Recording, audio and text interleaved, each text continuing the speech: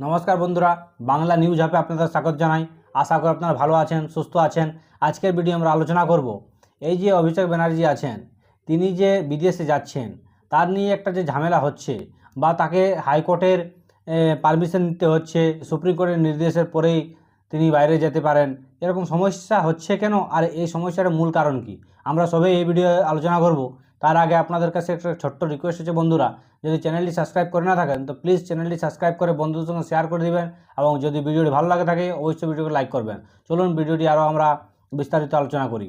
এই যে অভিষেক ব্যানার্জি আছেন, আপনারা জানেন যখন দিদি শাসনে ছিলেন 15 বছর, তখন তারপর থেকে অভিষেক ব্যানার্জিকে দেখা যাচ্ছে, বা যদি আমরা এক কথায় বলি, যতদিন মমতা ব্যানার্জি সরকারে ছিলেন না ততদিন অভিষেক ব্যানার্জির নাম সেরকম আমরা শুনতে পেতাম না বা সেরকম হাইলাইট ছিল না। এই দিদি জেতার পরে বা দিদি সরকার গঠন হওয়ার পরে সাংসদ হলেন। সাংসদ হওয়ার পর তার উপর এক একটা যে কেস বা দুর্নীতিতে নাম জড়ালো, তারপরে তাকে যে কোর্ট কাছারি বা কোর্টের নির্দেশ নিতে হচ্ছে, সেটা এখন আমরা দেখতে পাচ্ছি। এখন বর্তমানে দিদির সরকার আর নেই বা টিএমসি সরকার নেই। যখন সরকার ছিল তখন তিনি কিছু অসুবিধা না থেকেই তখন তিনি আরামে বিদেশ যাত্রা করতে পারতেন। দুবাই, থাইল্যান্ড, তারপর আমেরিকা, যেখানে ইচ্ছায় সেখানেই যেতে পারতেন বা যাচ্ছিলেন চোখ দেখানোর জন্য বা শারীরিক অসুবিধার জন্য, ডাক্তার দেখানোর জন্য।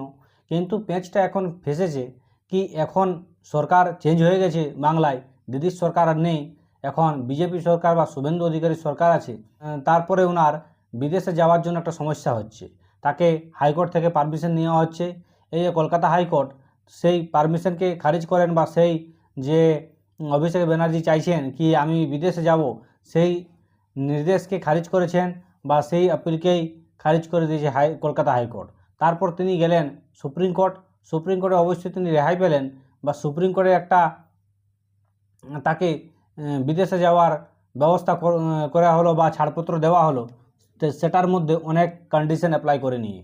তো এই যে অভিষেক ব্যানার্জির সমস্যাটা হচ্ছে কেন বিদেশে যাওয়ার জন্য, অভিষেক ব্যানার্জির এখন আরও বিপাকে ফেসে গেছেন এই রায়ের পর। তার বিদেশে যাওয়ার আগে যে অভিষেক ব্যানার্জির ব্যাঙ্ক অ্যাকাউন্ট আছে তা ফ্রিজ করে দিয়েছে ব্যাঙ্ক। অভিষেক ব্যানার্জির মতে ব্যাঙ্কে কোনো অভিযোগ বা কোনো সেরকম কারণ না দেখিয়েই অভিষেক ব্যানার্জির যে ব্যাঙ্ক অ্যাকাউন্ট আছে তা ফ্রিজ করে দিয়েছে। এখন তিনি আবার হাইকোর্টের দ্বারস্থ হচ্ছেন, কিন্তু হাইকোর্টে সেই কি মামলা খারিজ করবে না কী করবে সেটাই দেখার আছে।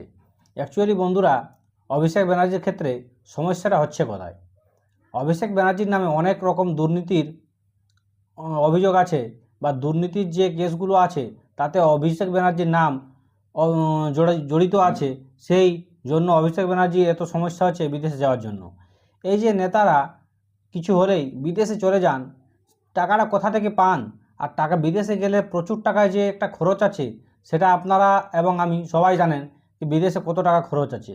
সেই টাকা কে বহন করছে বা সেই টাকা আসছে কোথা থেকে কেউ জানে না। আমি বা আপনারা যদি রাজনীতিতে আসেন আর 2-3 বার যদি এমএলএ বা এমপি জিতে যান, তাহলে আপনার একটা বিজনেস প্রোফাইল হয়ে গিয়েছে। সেই জন্য বিজনেস প্রোফাইল না হলে এত টাকা আসবে কোথা থেকে? রাজনীতি করে তো এত টাকা আসবে না। সৎ রাজনীতি করে কি এত টাকা আসে কি বিদেশে বারবার যাওয়া যাবে, বিদেশে গিয়ে ডাক্তার দেখাবে, বিদেশে গিয়ে এনজয়মেন্ট করবে, বিদেশে গিয়ে আরও অনেক কিছু করা যায়? সেটা তো আর সৎ টাকা দিয়ে সম্ভব হবে না একটা এমপি এমএলএর ক্ষেত্রে।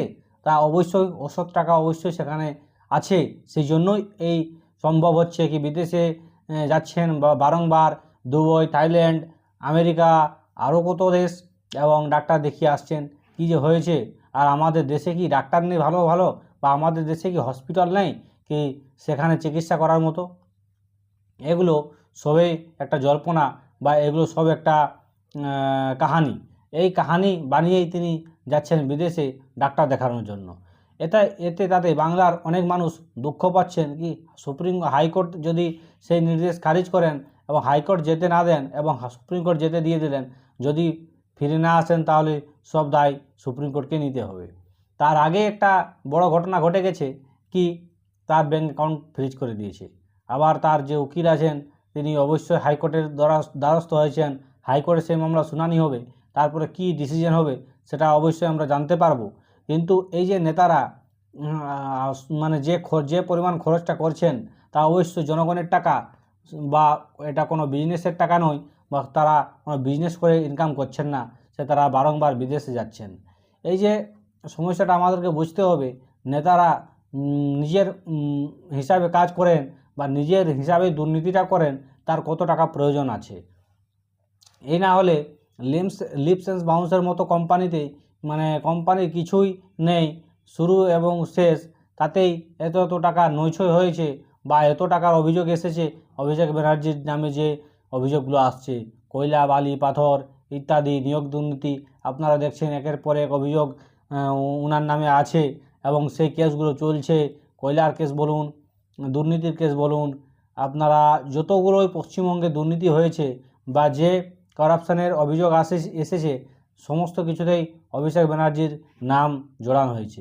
কিন্তু একটা মূল কথা হচ্ছে কি, এতগুলো কেসে নাম জড়ানো বা অভিযোগ থাকার পরও কি অভিষেক ব্যানার্জিকে গ্রেপ্তার করা কেন হচ্ছে না, বা কি এটা শুধুমাত্র ষড়যন্ত্র অভিষেক ব্যানার্জির বিরুদ্ধে?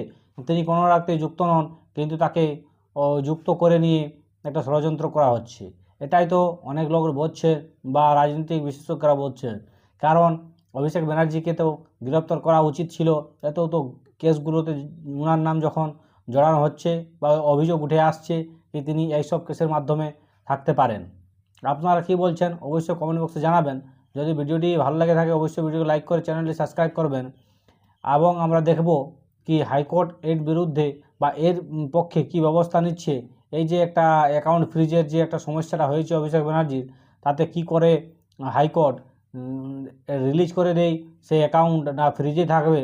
কারণ তার বিদেশে গেলেও তো টাকা প্রয়োজন আছে, আর টাকা যদি অ্যাকাউন্ট যদি ফ্রিজ থাকে তাহলে সেই টাকা কোথা থেকে আসবে?